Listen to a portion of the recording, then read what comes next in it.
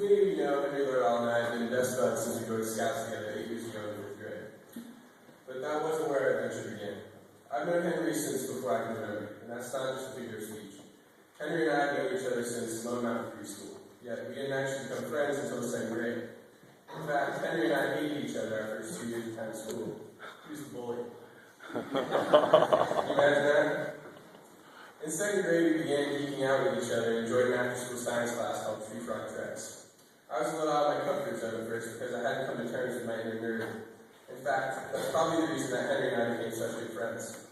I felt like I finally found someone who I could be my genuinely weird self around, and in turn realized that I could be myself around anyone. Henry inspired me. He was that dorky little kid with glasses and a constant milk mustache stained on his face. He was the type of kid that collected things, from Yu-Gi-Oh! And Pokemon cards to junk. And I don't mean specific trinket of some kind, he actually collected junk. Like the stuff you would find in a junkyard. Anything that looked cool or strange or felt funny. He had an actual junk pile in his room. He didn't collect things just to compete with other people, as most do. He collected things purely for enjoyment and didn't care what anyone else thought. He was living in his own world. And if you know me well, then you've either said to me or heard someone say that I act like I'm living in my own world.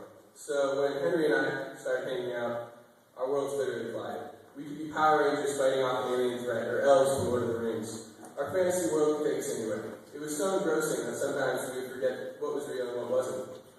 Not surprisingly, we actually convinced ourselves and another friend that we were wizards for 2 full years. Finally, in 4th grade, we decided we needed to grow up and agreed that we weren't really wizards. Unfortunately, our agreement didn't go so well with our other friend. He was devastated and didn't talk to us for a year. Now, I look at that as a testament to how powerful our imaginations were. We could paint the world so vibrantly that we would forget that other people existed. I still wonder what Charlie Stevens, Henry's neighbor and our future patrol leader, must have thought when he looked out his window and saw Henry and I screaming in some unintelligible language, swinging our lacrosse sticks at nothing, looking like crazy lunatics. Henry was the reason that I never needed an imaginary friend. As our imaginary worlds began to fade away and become childhood memories, we turned our creativity and passion towards a more profitable enterprise.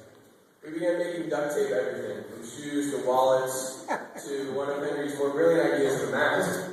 One day when we were hanging out making our duct tape merchandise, I was very focused on the wallet I had in my hands. I don't know exactly how the event transpired, but when I looked up, Henry was frantically tugging at the duct tape that was now stuck in his hair. Before I could suggest that we cut it out, he ripped a piece of duct tape off his head and started balding that day. While we're on the subject of brilliant ideas, let's not forget some of the other ones he's had while he's been a scout. Does anyone remember Christine's? Well, you might not because he put the truth. Maybe it was a coincidence that it was after Henry knocked a broom over into Chris, consequently making Chris stab himself right below the eye with an arrow he just made an archery merit match. Maybe it was a coincidence. Or another time when Henry brought small industrial strength magnets to school.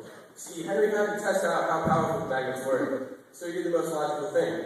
He stuck them up his nose. And, well, they got stuck.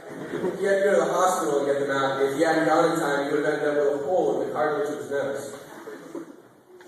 Or what about that time he effectively ended the cheering session during one of the lunches at Royman? Another troop was bad-mouthing our troop through a cheer, and everyone in our troop was grimacing, but we couldn't do anything about it. All of a sudden, the person next to me stands up, and lo and behold, Henry is doing the chop, chanting, "Oh!" The cafeteria was completely silent for the rest of lunch. But seriously, Henry's brilliant ideas are what make him so unique. From his original troop skits at Royman, to holding a friend by the legs out the bathroom window in 2nd grade.